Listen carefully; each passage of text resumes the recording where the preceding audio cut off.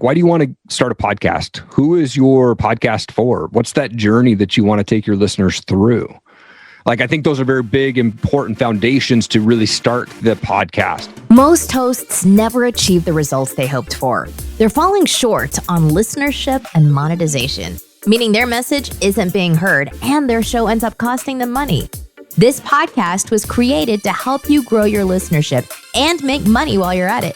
Get ready to take notes. Here's your host, Adam Adams. And we're back with another episode of Pop. That is the podcast on podcasting. And I'm stoked to have Erik Allen, that's Erik Allen, from two podcasts, actually. Erik has the top-rated MMA show, self-proclaimed, of course. Yes, absolutely. It is actually called the top-rated MMA show. So if you're going to search for it, just go top-rated MMA, and it's all about mixed martial arts. And then he's also got another show that was called something about a beard, I think. What was it called before? It started as the Bearded Biz Show. Bearded Biz. Okay. Yep. And then you switched it to the Erik Allen Show. Yep. I was feeling like it was just too niche down. And my wife, she's the genius behind the scenes. So she came up with the name Top Rated May. And she was like, hey, you've been doing this Bearded Biz for a while. Started as a joke, kind of like, so I would never have to shave the beard. And then she's like, hey, maybe you should not niche down so much. So we changed the name.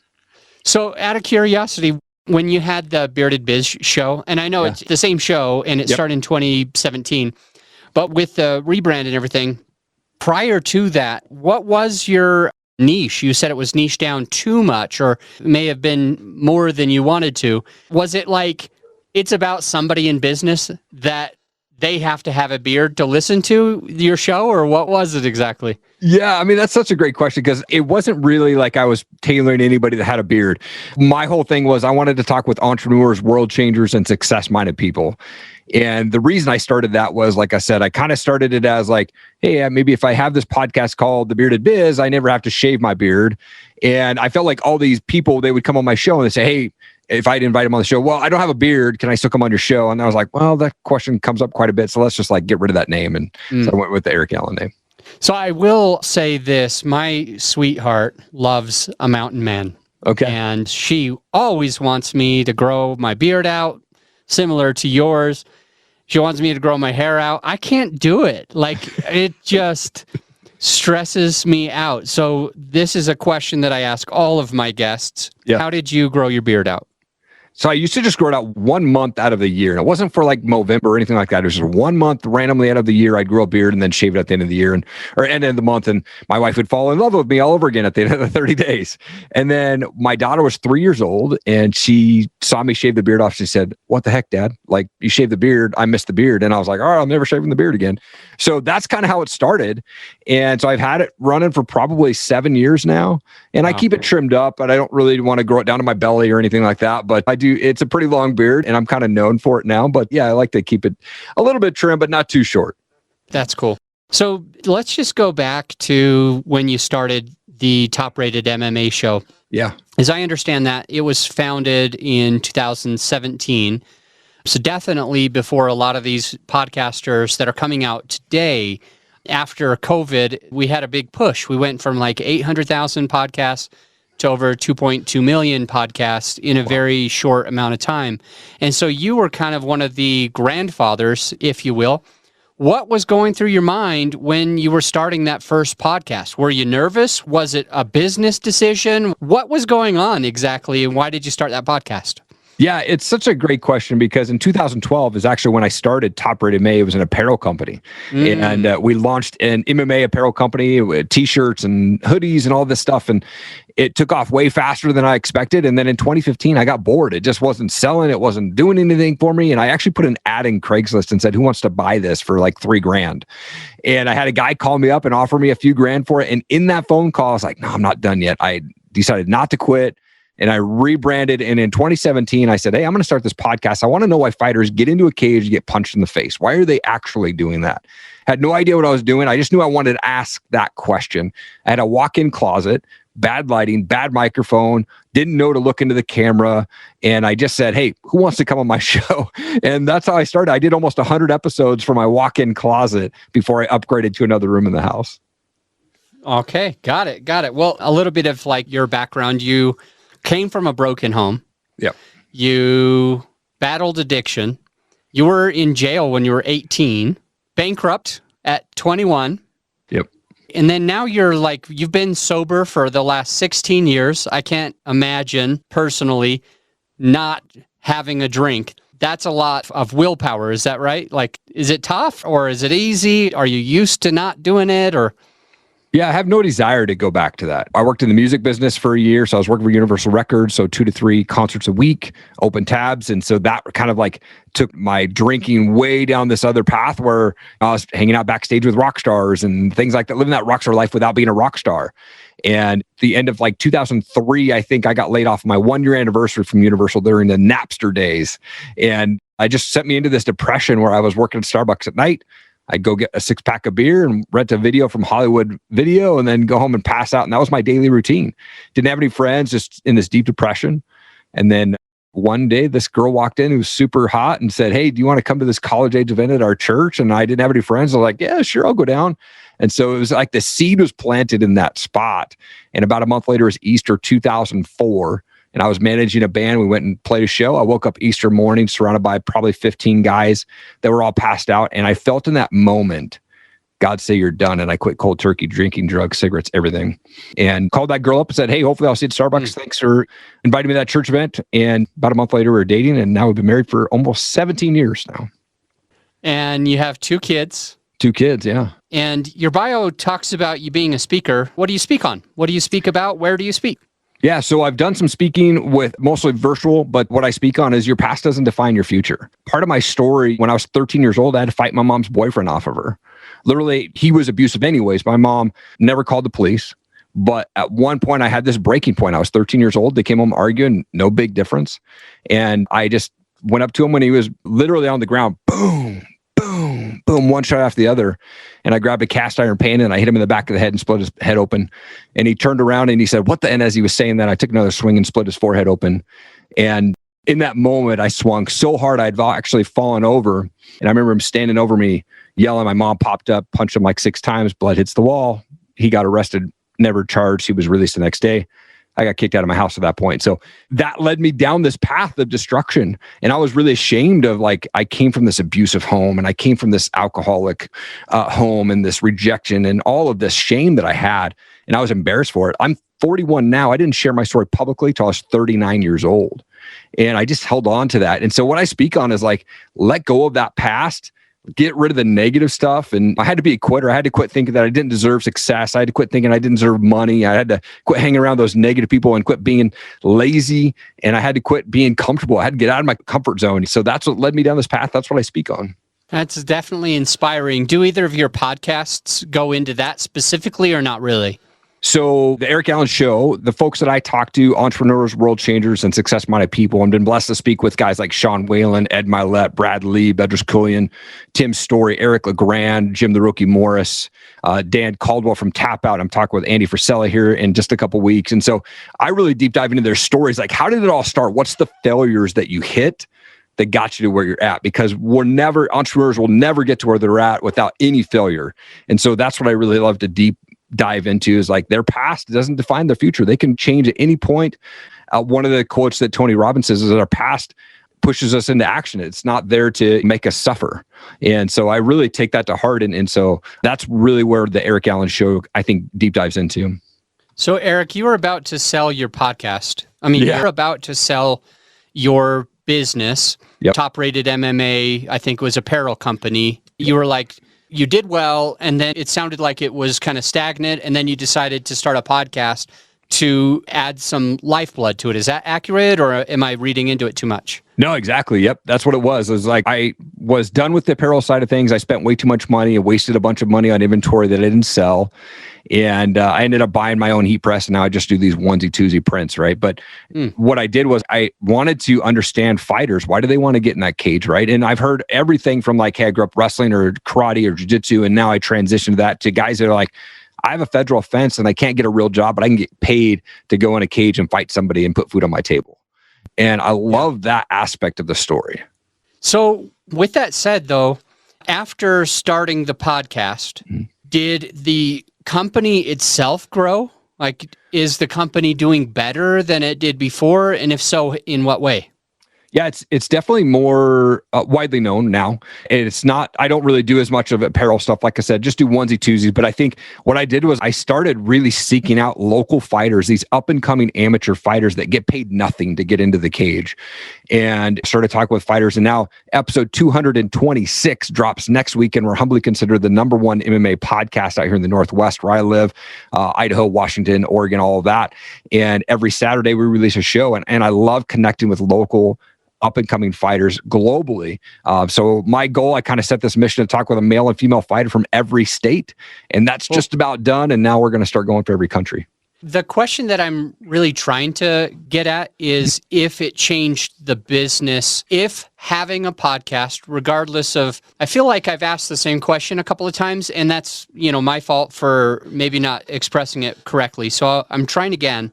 Yeah. What I'm really wanting to know is, after starting a podcast, how did that increase, if so, the amount of money you made through that business? Because the couple times that I asked, it sounded like the response when I said that was more like, oh, I don't do that so much. I'm just having podcast interviews with cool people. Yeah. And if the whole goal is just to have cool conversations with cool people, stop me now. I'm wondering how it affected or increased the bottom line to have a podcast. Sure. It took me a while to monetize it. I didn't actually start monetizing it until the last year. I just did it for love of the game, love of podcasting. So what I did was, once my name got big enough, once I felt like my name was big enough, I started offering sponsorships and advertisements on my site, and people would reach out to me and say, hey, how can I do this? So yeah, since switching over to the podcasting side, I saw a huge increase on the bottom line of it. I'm well aware, and I'm getting a lot of promotions from out of state that reach out to me and say, hey man, I'd love to partner with you and be our media partner. And so that draws a lot of listeners to my shows, and that's obviously increasing the eyes on it. That's increasing the listeners. That's increasing the sponsorships. And that's how I've been able to take that podcast to a monetization level now. Cool. When you monetize a show and you're starting to make money in through sponsors, where does that money go? Does it go to more advertising? Does it go to letting somebody else offload all of the post-production? Does it just feed the family? Where do you put that money to work once it comes in for your podcast? 90% of it goes right back in the business. 10% I give to charity. I do not spend any money on advertising. I've spent $0 ever on advertising. And what that does is that goes to increasing new equipment for a new microphone, new camera, new lights, things like that. Right now, my big focus is I'm going to an event in September called The Secret Knock with Dr. Greg Reed that I had on my show. And so that's where that goes. It goes to reinvesting in myself, so I can learn how to do better and be better and offer better quality video, better quality audio, and things like that. With your podcast, you've brought on some really cool guests. You name dropped a dozen of them a moment ago. And I'm wondering, how do you grow your audience? When you have these famous guests, do they end up being your, like Ed Mylett, for example? When he comes on your show, or someone similar, is that episode somehow skyrocketed and has thousands more downloads than the other episodes? Or what is your way of getting in front of a bigger audience? Yeah, it's interesting. I think I got all those guys on. A lot of these bigger names I had on well before I was even known. And I'm not even a known guy. I'm still not like in the 100,000 downloads or 10,000 downloads a month guy. But what it does is it's got their name on my list. Now I actually start to see these resurface like views on my video or on that show. And I'll see like randomly like, holy crap, 20 people listen to that Ed Mylett show I released 2 years ago. So people are like, oh, who's this Erik Allen guy? And they start going through my history and they're like, oh, whoa, he had that guy on the show. And so having them on my show, I do see these increases every once in a while. In the early days, it wasn't that much because, again, I have never spent any money on advertising. I probably should, but I just never have. I've just reinvested it back into better equipment and stuff like that. I started with Sean Whalen was episode 6 of my Bearded Biz show at the time. And so not many people knew who I was. So I'd say that video has gotten more views over the years rather than early on when I first released it. So with your top-rated MMA show, did you start it because you're a big MMA fighter yourself, or kind of like, I know one of the things that you mentioned a little bit earlier is You wanted to understand what goes in somebody's brain to get them to want to get punched in the face. Yeah. But are you a fighter yourself, or how did that come to be? Yeah, not a fighter, huge fan of the sport. So always watched Mike Tyson on pay-per-views, ninja movies as a kid. I think I was a ninja for Halloween for like 15 years straight. Me and my cousin would walk down to the video VHS rental store in like first and second grade, and we'd go rent UFC 1 and 2. And so we just have been a fan of combat sports and the UFC and MMA since really early on. And so I've just always wanted to just ask folks. I do ask the fighters, like, why do you want to get punched in the face? But it almost translates over to my other show, because the same question for entrepreneurs. Why do we want to get punched in the face? Hopefully it's not physically, but we get rejected. We get no's all the time. So like we're taking these unphysical or not physical punches to the face all the time, but we're getting these no's rejections. That why do we keep going after getting all that? Is the Erik Allen Show, is that a podcast that really helps entrepreneurs get known and noticed online? Is the show itself what that is? Or is that you yourself? Do you do coaching and consulting on the side? Tell me a little bit more about that. Yeah, and I just recently launched a course where I'm actually walking new people that are podcasters or people that are interested in becoming podcasters through everything that I've learned over the last 3.5 years over a 4-week period. So 4 1-hour sessions, and going to meet on Saturday mornings. I'm going to walk them through everything, how to start, launch, and run their podcast, from hosting to monetizing to nailing those big names, and really how to promote themselves and promote their shows on there. And so, yeah, I'm really, really super excited about launching that, and then Mastermind coming later this year. Perfect. So you probably have a couple of listeners right now to this show, just driving or exercising, that might be your ideal client, somebody that you would work with. So since that's the case, would you mind sharing with that person a little bit more detail of how it might look working with you? Yeah, we deep dive into the foundations. Like, why do you want to start a podcast? Who is your podcast for? What's that journey that you want to take your listeners through? I think those are very big, important foundations to really start the podcast, where I took hours and hours and hours of Googling and YouTubing to figure out how to upload shows. And like I said, I did just YouTube for almost the first 2 years. I never even went the audio route.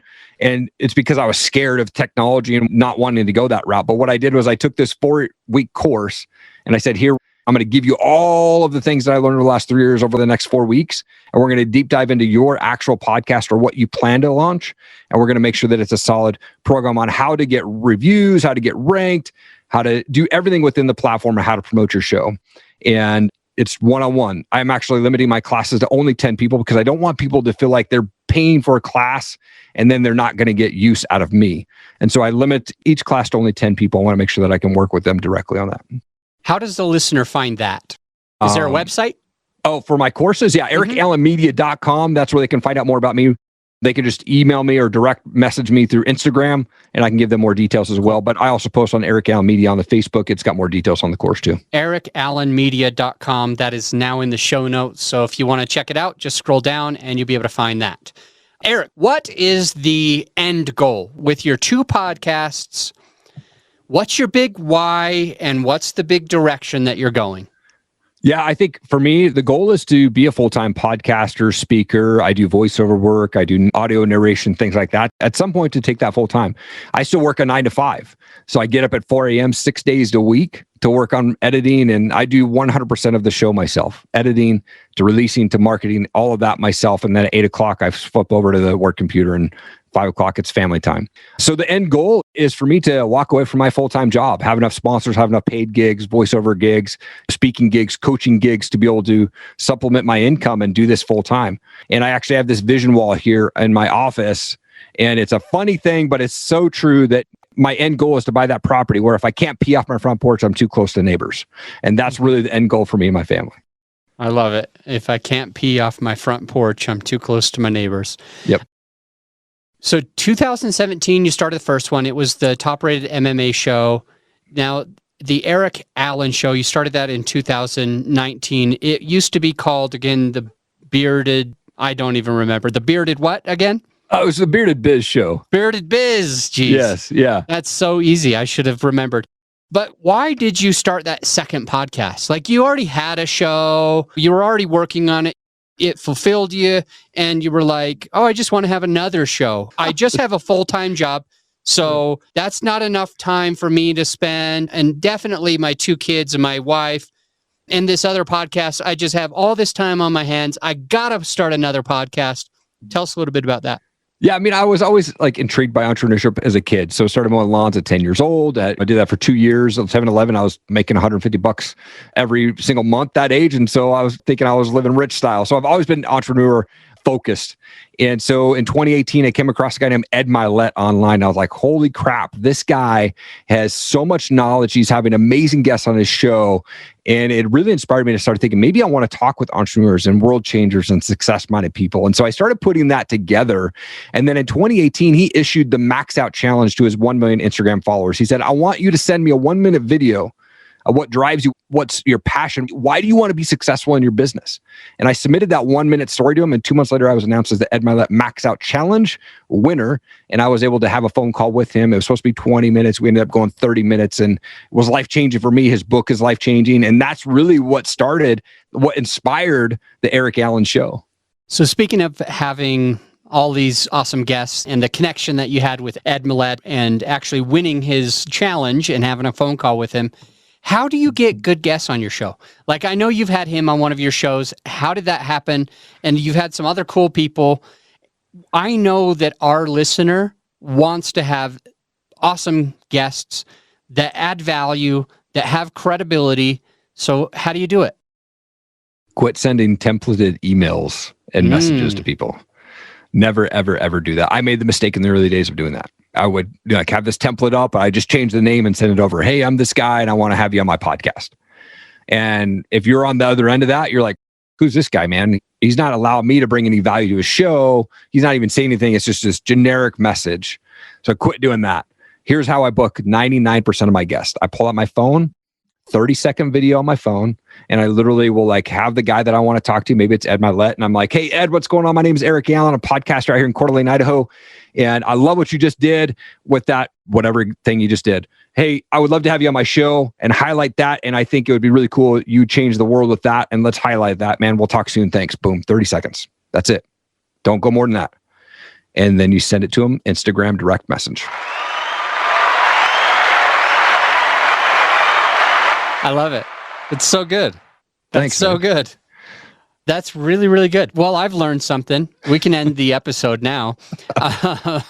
You mentioned a little bit earlier that you do your own editing and you're waking up at like 4 o'clock and doing editing for a few hours before you even do your full 9 to 5.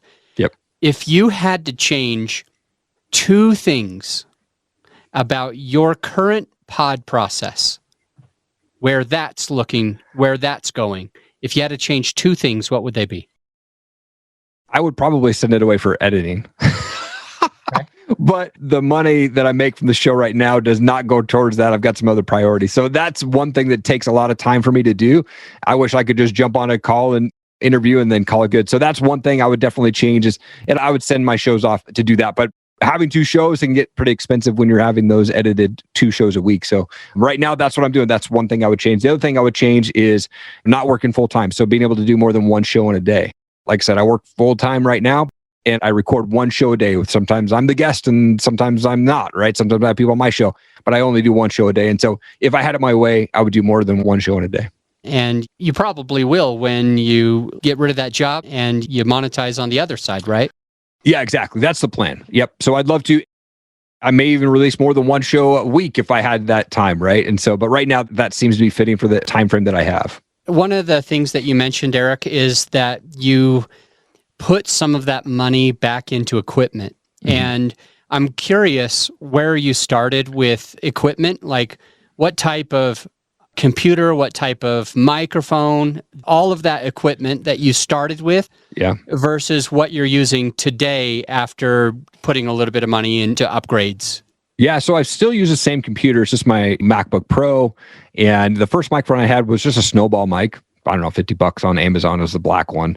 Then I had no lighting and I didn't even think to put headphones in. first started. It was like, let's just do this.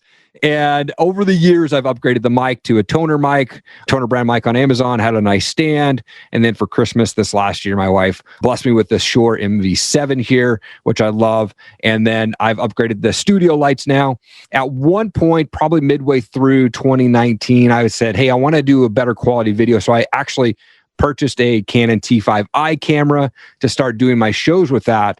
The problem was, I'm not very technical when it comes to like setting that up and doing that and setting those up. And so what happened was I realized that the quality of my video when I would have shows on guests on my show would be way poor compared to theirs. It'd be really gritty when I was using that phone. And it was probably just something that it was a human error on my end. But it was so bad I didn't know how to fix it. So I actually switched back to the exact same camera that I started with. And it was just a Logitech 1080p camera. And I'm using that today. I have the same Logitech and I have the same Shure. So I love that. I love that. Yeah.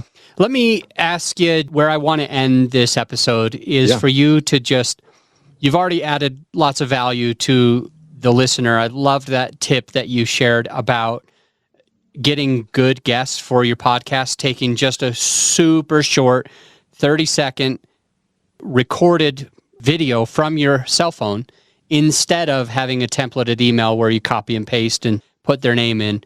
That was huge. And you also talked about other awesome things like upgrading your stuff, going back to the Logitech.